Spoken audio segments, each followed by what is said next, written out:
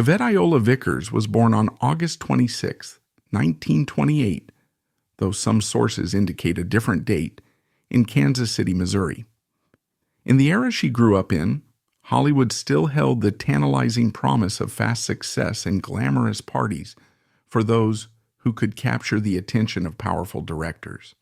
Her father was a musician, and her mother also performed piano, sometimes light vocals, giving Yvette an early glimpse of show business. While the family was never particularly wealthy, they did have the freedom to travel on small national tours, nurturing in Yvette a restlessness and curiosity that would later serve her well as she pursued her own stardom. She spent her younger years voyaging across parts of the Midwest and sometimes beyond, following her parents whenever they had small contracts to perform in bandstands, radio halls, or even local carnivals. This migratory upbringing, though modest, introduced her to the romantic illusions of show business. Nights full of applause, travel between small towns, the short-lived excitement of signing autographs. Also in these early years, she discovered that she had a certain presence on stage, an ability to hold people's eyes with a tilt of her head, a quick smile, or a shift in posture. In time, the Vickers family found themselves in California, drawn by the vibrant music scene and the promise of the film industry. Sometime in her adolescence, Yvette attended classes at the University of California, Los Angeles, UCLA. She first chose journalism, partly because she appreciated writing and partly because it felt like a more stable profession than acting. Yet journalism bored her. She took an acting class out of curiosity, or so the story goes, but found it enthralling.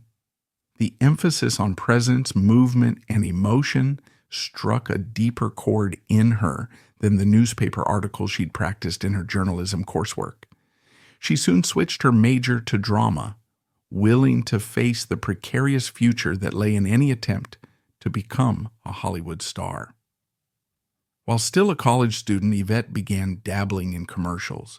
Her youth and easy grace led to quick paychecks and small spots on local TV ads, introducing White Rain shampoo or soap powders. By the early 1950s, she had enough small acting gigs to attempt a leap toward a modeling career in New York City. That short foray produced a handful of ads, but she found it unfulfilling, describing in a later interview how repetitive photo sessions could be. She missed the immediate spark of being in front of a camera rolling on a set or on stage with lines to speak. Thus, Yvette returned to California around 1950 or 1951, newly determined to break into film or television. She got her first real lucky break when the legendary director Billy Wilder spotted her.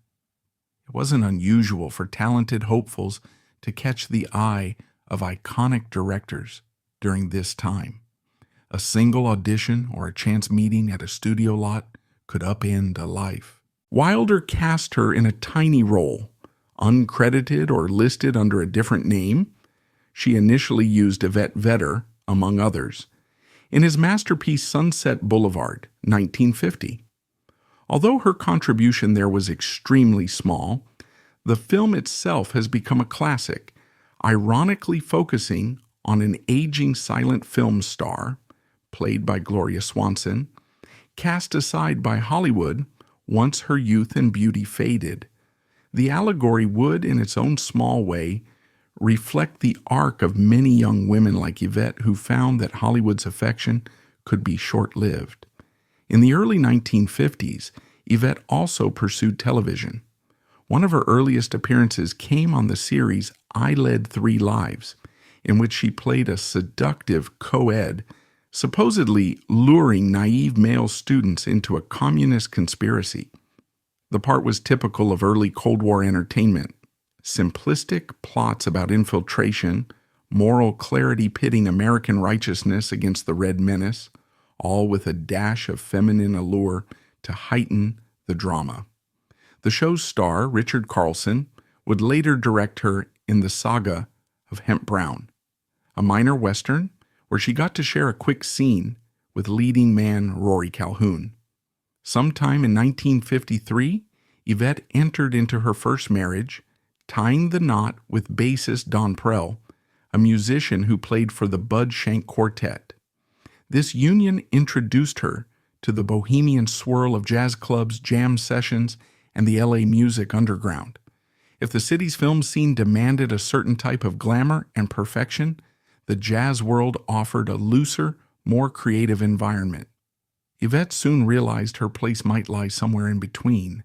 She had an actress's flair, but she also enjoyed the spontaneity of a musician's life. In 1956 or so, bigger roles began creeping in. She had small parts in B-movie westerns, gangster films, or even more niche exploitation flicks often cast as the rebellious young woman, the shady girlfriend, or the hot-tempered blonde. It was around this time that she scored a part in Reform School Girl, 1957, for American International Pictures. She played a juvenile delinquent who fears she's pregnant. The promotional posters emphasized her sultry presence, with wild taglines that teased scandal. Yvette's face often dominated the promotional materials.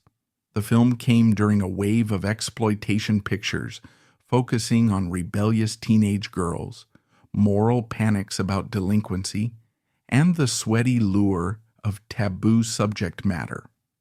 Audiences who craved a cheap thrill found themselves enthralled by these frantic 70-minute double-feature items. In the same year, James Cagney, the famed star of gangster films, directed Shortcut to Hell, in which Yvette appeared under her own name, Yvette Vickers, for the first time. She had a supporting role that gave her more lines than usual, though critics noted she didn't overshadow the film's male leads. Nevertheless, forging a directorial tie to Cagney gave her a step up in the eyes of certain producers. The next year, 1958, would bring what are arguably her two most iconic roles. Honey Parker in Attack of the 50-Foot Woman and Liz Walker in Attack of the Giant Leeches. Both are low-budget science fiction/horror films from American International Pictures, the same studio that specialized in sensational drive-in fare.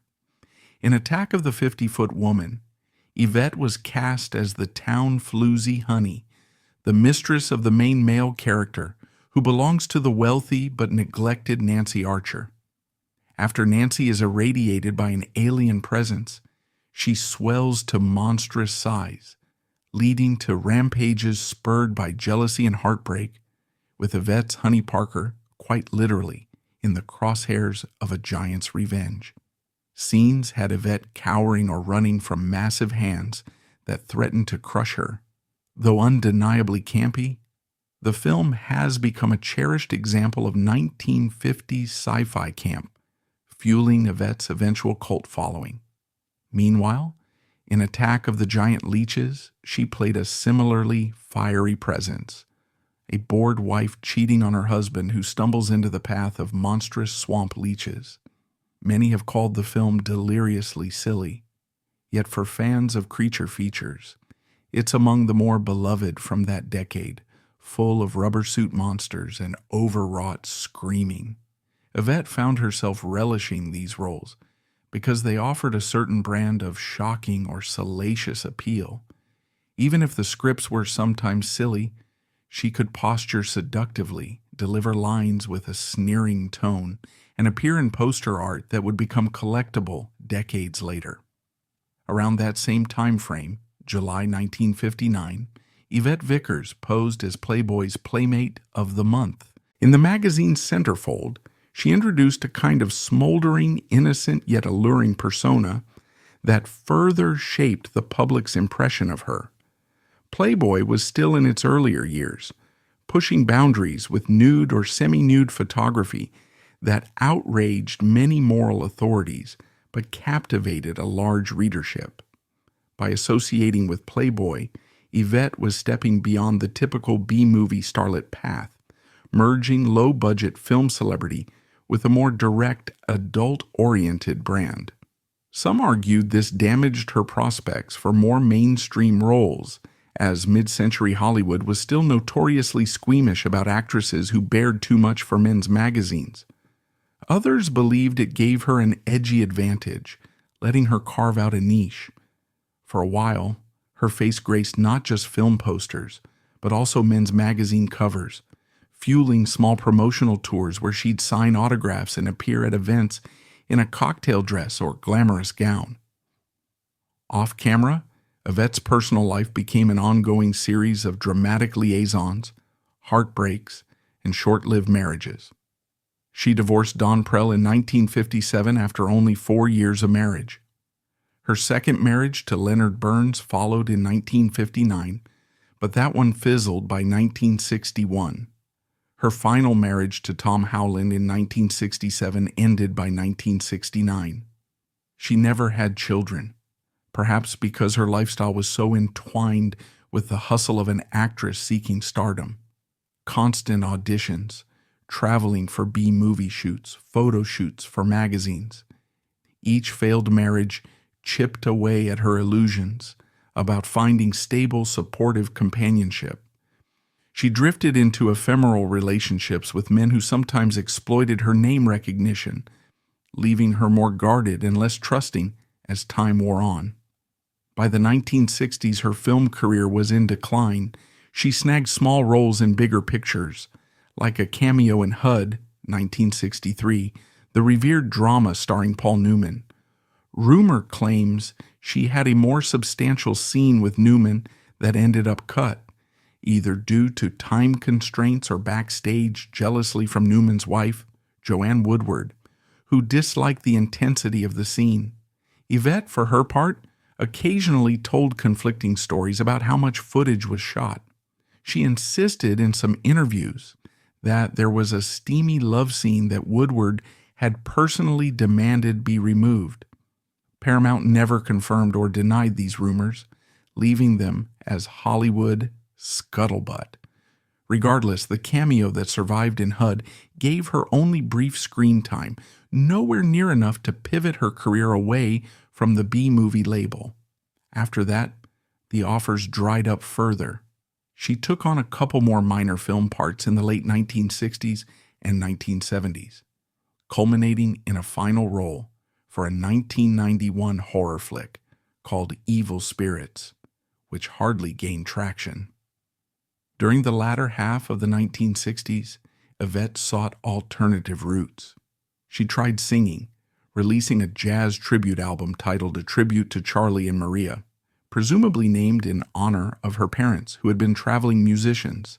She performed at small clubs or charity events around Los Angeles, hoping to transform her B-movie popularity into a lounge act success. But the jazz scene had become more competitive, overshadowed by the British invasion in pop music and the evolution of rock and roll. Audiences didn't particularly flock to an aging starlet who was known for short roles in horror films, not for a robust musical background. Her album never charted. She continued sporadic singing gigs into the 1970s, but they mostly drew middle-aged fans who remembered her from the 1950s sci-fi pictures. All the while, the illusions of Hollywood stardom were dissolving. She did short stints at fan conventions, such as the Toronto Classic Movie Festival in 2005, where older B-movie enthusiasts recognized her name from Attack of the 50-Foot Woman or her Playboy centerfold. Younger fans might have politely asked for an autograph without truly knowing who she was or what she'd done decades earlier. She'd still sign photos, briefly chat about her time on set, recalling comedic incidents or minor spats with co-stars. Attendees might find her radiant for a moment, reminiscing about film sets long since torn down. But as the 2000s progressed, those invitations dwindled. She was well into her 70s, living alone in a modest house perched somewhere in Los Angeles. The city, as always, wasn't particularly kind to older actresses who had starred primarily in B-movies. Real job offers were non-existent, and she rarely ventured out except to get groceries or pick up mail. Neighbors occasionally glimpsed her in the yard. They described her as reclusive, seldom making small talk. She apparently let her house slip into disrepair, a reflection of the internal sense of isolation she might have felt. By 2010, no one in the neighborhood had seen her for months. Yet no one took immediate action. Los Angeles is teeming with older folks who keep to themselves after all. Bills piled up in the mailbox, eventually coated in cobwebs. One neighbor, beginning to worry, forced open the barricaded front gate. The property looked deserted, full of uncollected mail, and the windows revealed a chaotic interior with random junk strewn about. The neighbor decided to break a small window to see if anything was amiss inside. She heard only the low hum of a space heater somewhere deeper in the house, a device that was oddly still running. The neighbor advanced carefully, passing scattered clothes, old newspapers, dusty boxes, and an overall sense of abandonment. Then, in the bedroom, she noticed a cordless phone on the floor, its battery long dead. That's where she found the unrecognizable mummified corpse of Yvette Vickers. The body was in such a state of decomposition, or rather desiccation, that the forensics team concluded she might have been dead for nearly a year. Possibly her small heater had contributed to a level of dryness that slowed the usual processes of rot, effectively mummifying her remains. The date of her passing is unknown, but it was definitely months, if not almost a year, prior to the discovery in April 2011. She had died alone, her phone out of battery, no one checking on her. Public records indicated she had no close family left, nor any real circle of friends. She had turned 82 in August 2010, presumably near the time of her final breath. News of her lonely death made local headlines. The Los Angeles County coroner reported that coronary artery disease likely caused heart failure, quietly taking her life in a house no one visited. She was cremated without a funeral, for no one stepped forth to arrange or pay for a service. Rumors swirled that Hugh Hefner might have covered the cost, out of sympathy for a one-time Playboy Playmate. No official confirmation of that rumor ever emerged, though Hefner's representatives made public statements expressing sorrow and lamenting how the final years of an actress who once posed for Playboy could be so isolated. The story that came to light in the months after her discovery was stark. An actress who had once carried the love of B-movie fans found herself entirely off the cultural radar. Her phone never rang. The city's hustle kept going without her. Not even Hollywood tabloids took much notice of her absence. She'd had no big roles for decades, no major cameo on a new show, no scandal that might have brought cameras to her yard. Instead, she died in anonymity, overshadowed by the glitz she once courted.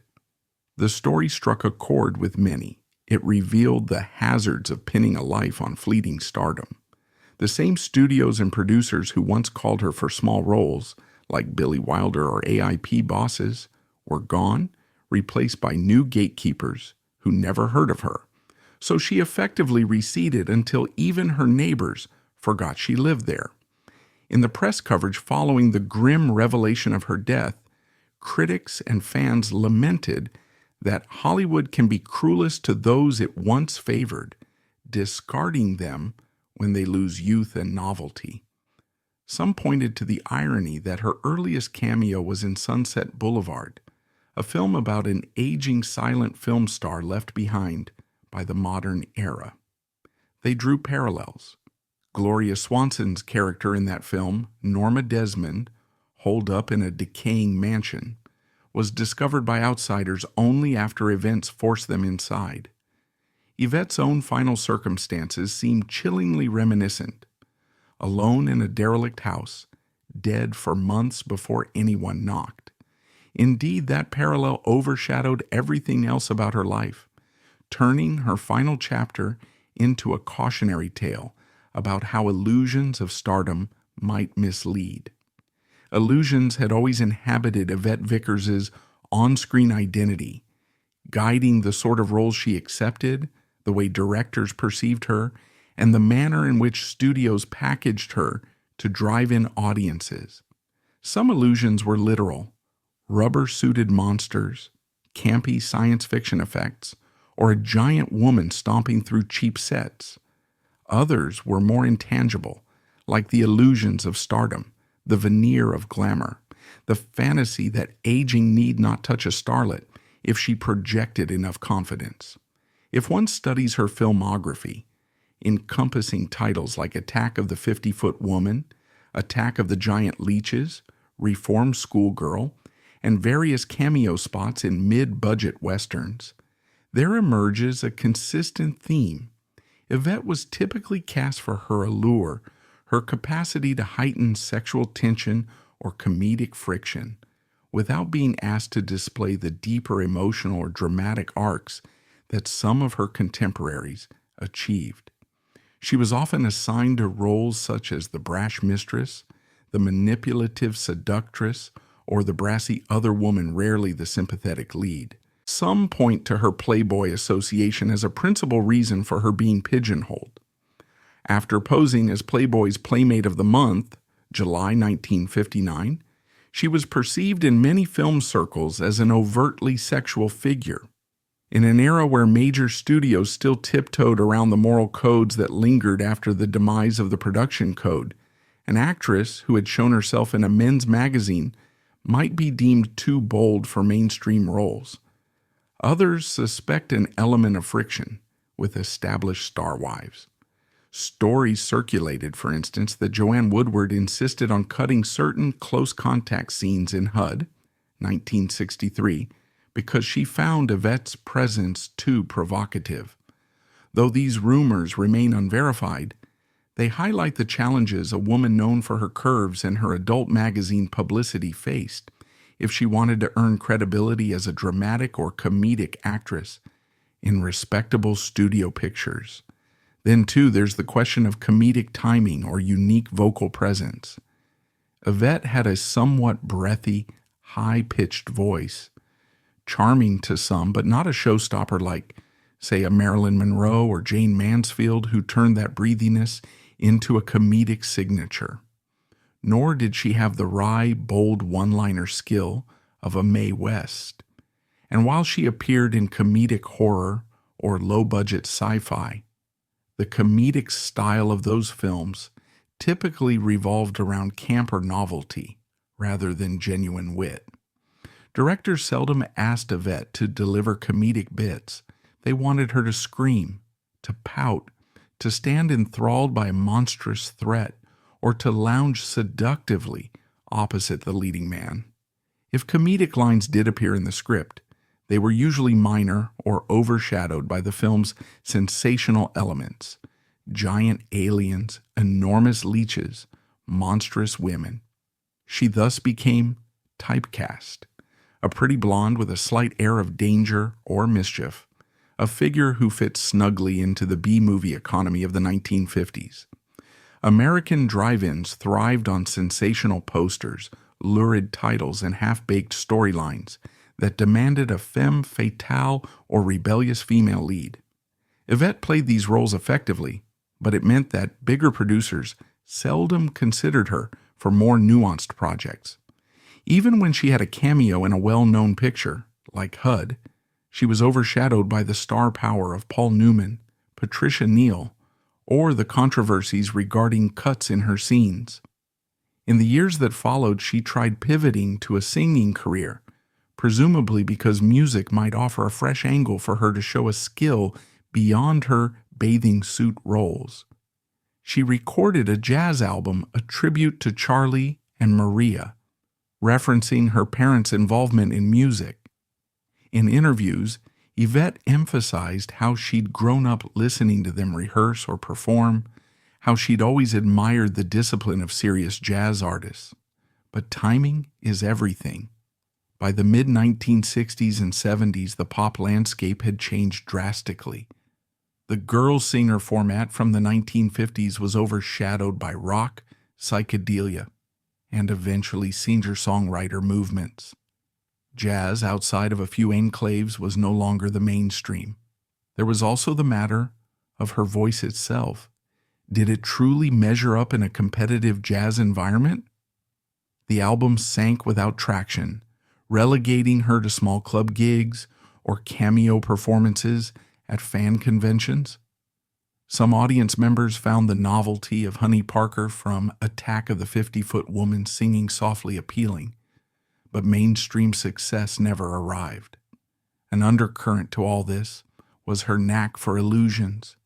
She became adept at illusions in every sense. On screen, illusions about giant women, illusions about subversive experiments in swamps, illusions about rebellious teenage girls. Off-screen, illusions that she might parlay her B-movie fame into a respectable or comedic star persona. She teased illusions about her personal life.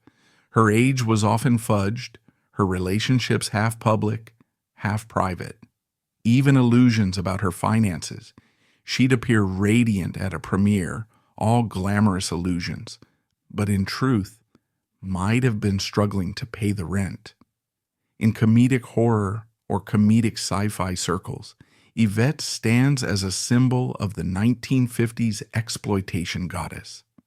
A woman used to adorn posters designed to lure teenage boys, either with the promise of a 50-foot woman or juvenile delinquents.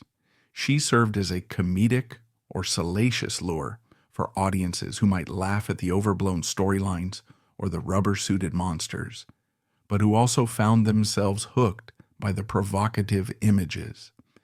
Attack of the 50-Foot Woman remains her most famous film, a silly, cheaply produced flick that has soared to cult status due to its iconic poster of a towering, bikini-clad giantess stomping across highways.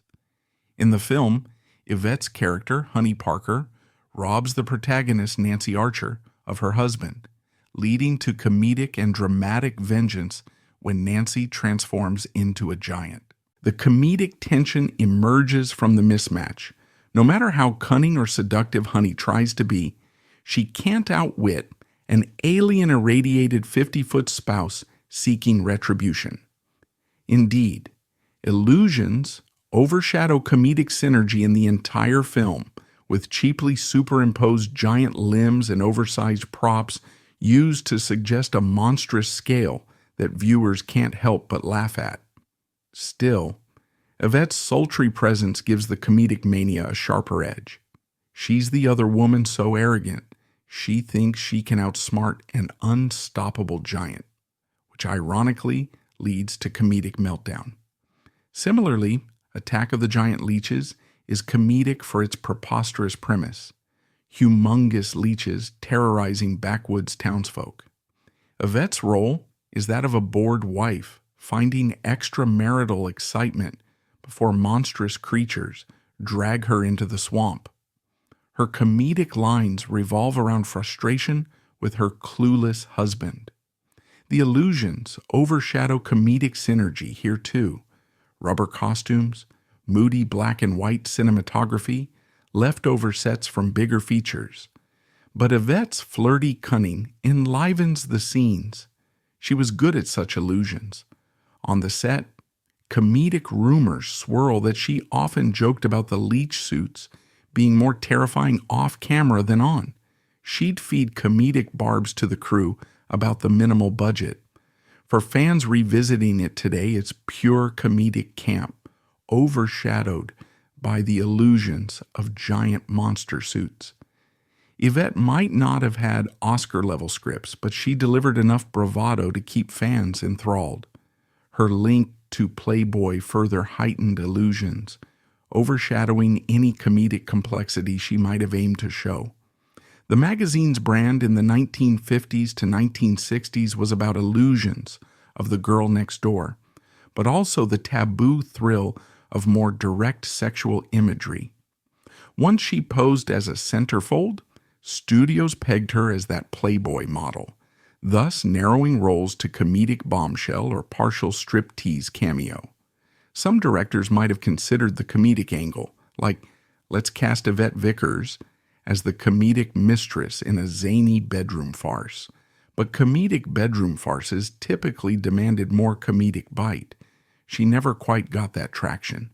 So the illusions overshadow comedic synergy once more, pinned by external perceptions, overshadowed by an entire industry that embraced illusions of female sexuality, but rarely granted those women comedic or dramatic depth. A telling anecdote from the HUD cameo is how illusions overshadow comedic synergy. That small scene evidently sizzled with more chemistry than the film's producers expected, leading to potential spousal disapproval from Newman's wife. If that rumor holds truth, it shows that illusions, the behind-the-scenes gossip about Yvette's old Playboy centerfold, or her B-movie persona, overshadowed comedic synergy she could have brought to the scene. The illusions overshadow comedic synergy, leading to more tension than comedic growth.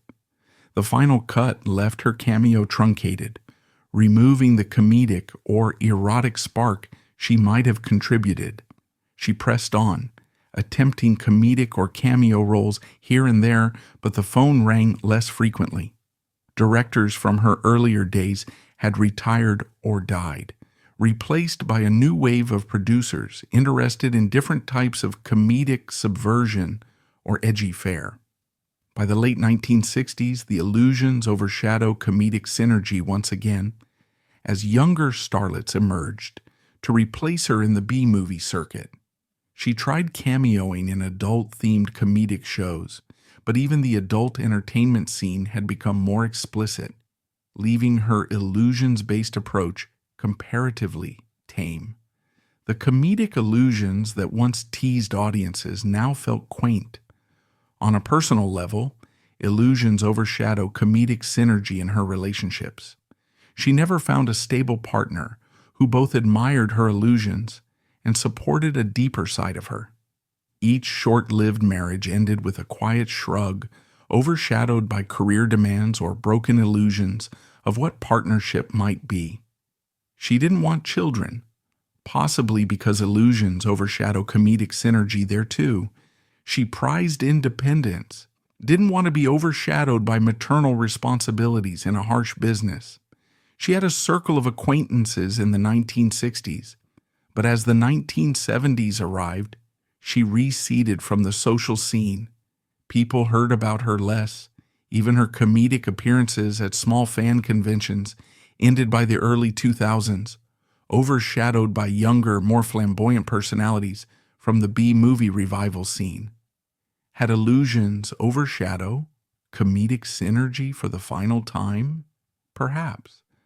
By the time we approached 2010, Yvette was in her early 80s, living alone in that battered Los Angeles house. No illusions of comedic stardom lingered. She got small residual checks from old films, but not enough to keep her afloat comfortably. The comedic illusions overshadow comedic synergy once again, as she presumably told herself she was fine, that calls might come in. But the phone never rang, leading to that final heartbreak. Discovered months after death, a mummified corpse in a cluttered, locked home. We can only imagine the illusions overshadow comedic synergy in her mind, leading up to that day. Maybe she believed the next cameo would appear, that another old friend from the 1950s might help out. Instead, illusions overshadow comedic synergy gave way to a silent tragedy, an ex-starlet's final testament to how ephemeral illusions can be. When a neighbor forced entry and found the corpse, the press turned the story into a cautionary tale. Former Playboy Playmate found mummified. People who read about it recognized her name from old drive-in favorites or from men's magazine mentions. Social media then, in its earlier stages, buzzed with shock that a once luminous star could be so thoroughly forgotten. The comedic illusions overshadow comedic synergy. Ironically, in even the final coverage, articles wrote about how her old promotional images showed a vibrant, busty blonde, while the horrifying reality of her end was anything but comedic or glamorous. In that final moment, illusions overshadow comedic synergy again, for the illusions of youth, attractiveness, and star power were overshadowed by the comedic bleakness of real life. In reflection, illusions overshadow comedic synergy serves almost as a personal motto for Yvette Vickers' entire trajectory. She excelled at illusions, posing, teasing, performing partial nudity, playing comedic vamp roles in sci-fi flicks. But comedic synergy with mainstream stardom never materialized fully. She hopped from illusions to illusions, overshadowing each comedic opportunity that might have let her pivot to more substantial roles. Her voice didn't command comedic attention. Her comedic acting prowess was never tested in major comedic scripts. Instead, illusions overshadow comedic synergy, locked her into a narrow B-movie lane. Once that lane closed with the shift in entertainment tastes, illusions overshadow comedic synergy left her behind. Hence, for anyone studying 1950s B-movie starlets, Yvette Vickers stands out as a cautionary figure. She had the physical presence, the on-camera spark, and a measure of cult fandom.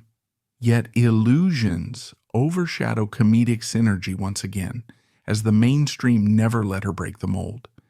And the comedic illusions overshadow comedic synergy in her personal narrative, the repeated ephemeral relationships, the drift into obscure cameo territory, the final lonely demise.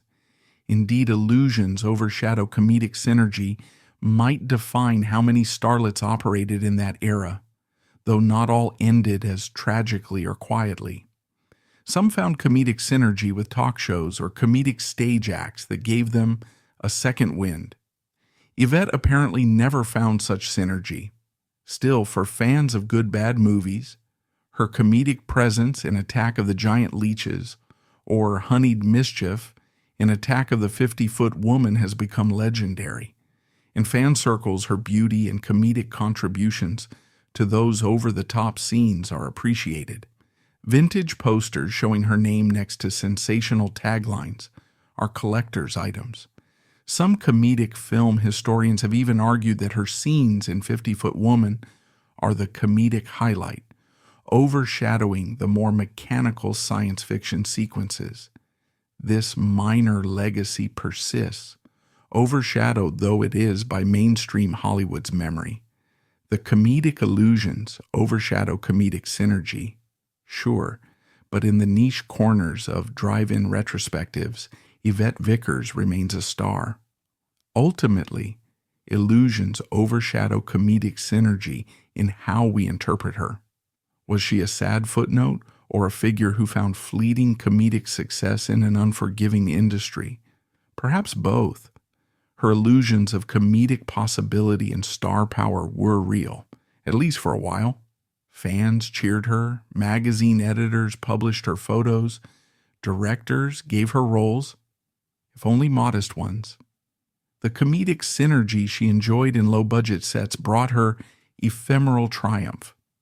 But illusions overshadow comedic synergy as time wore on, leaving behind that final hush.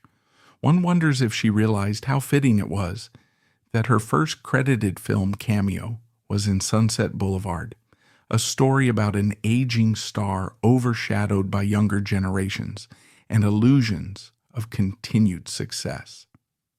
Yvette's life, ironically, paralleled the heartbreak at Sunset Boulevard's core.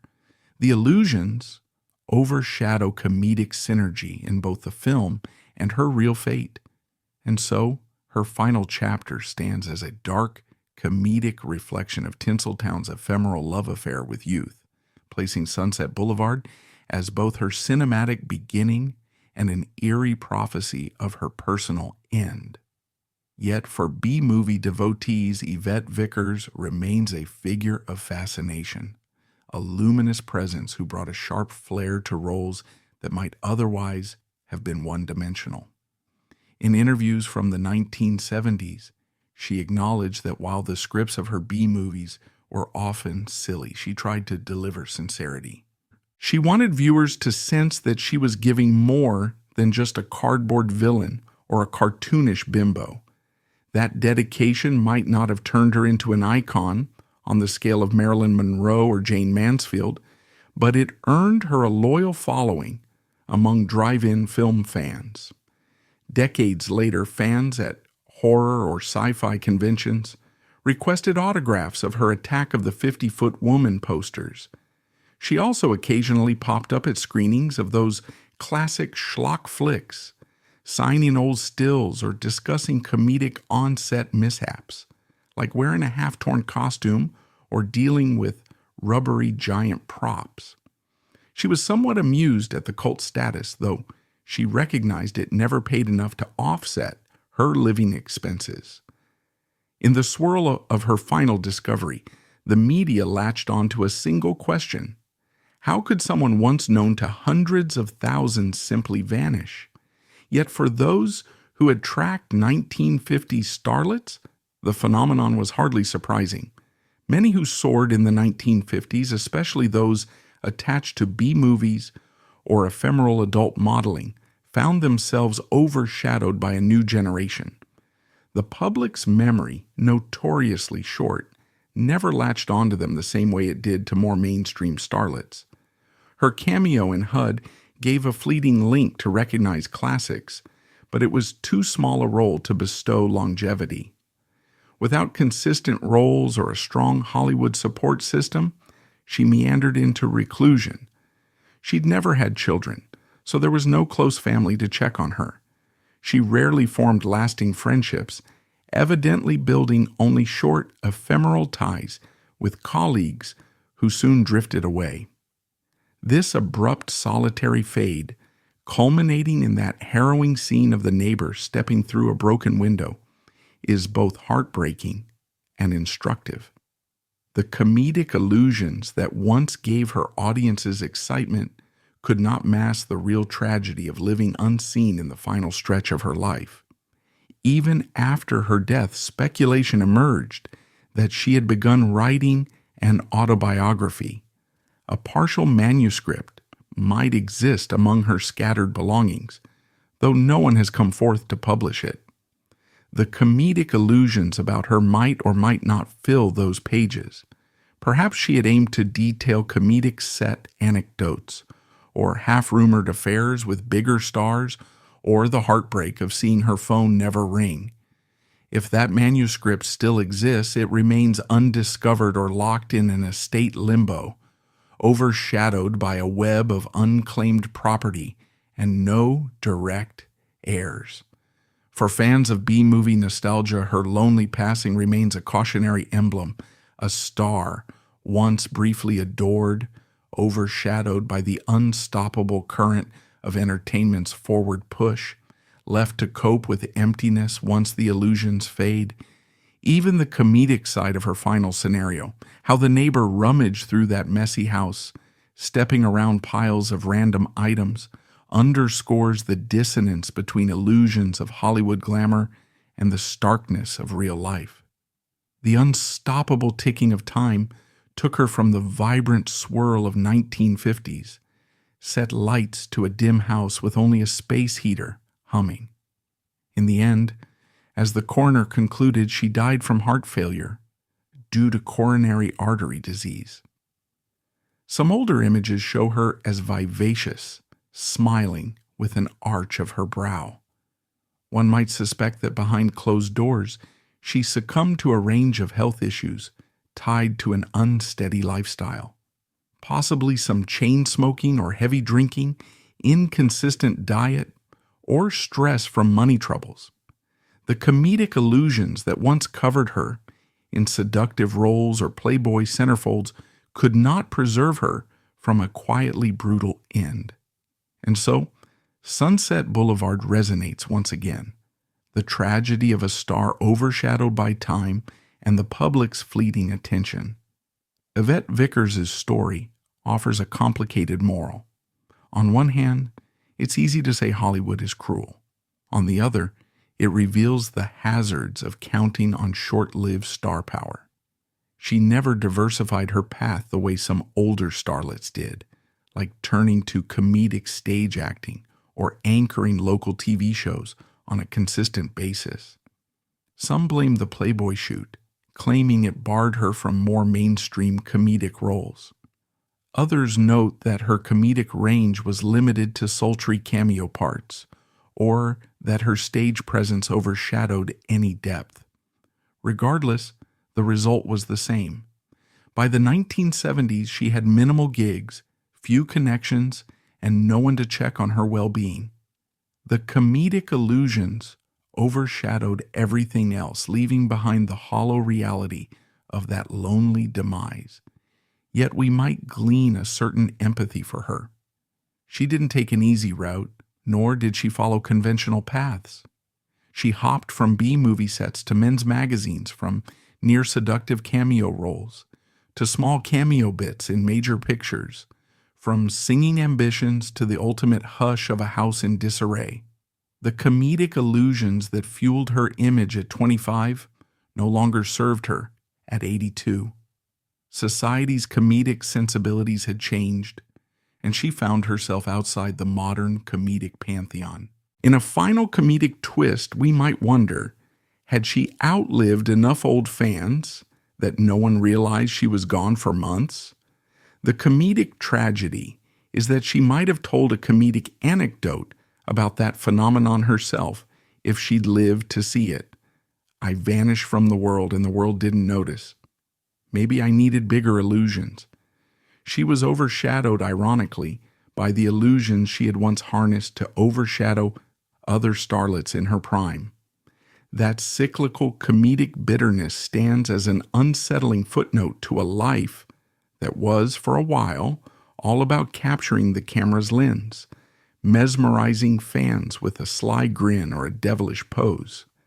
In that sense, Yvette Vickers' fate resonates beyond a mere tabloid tragedy.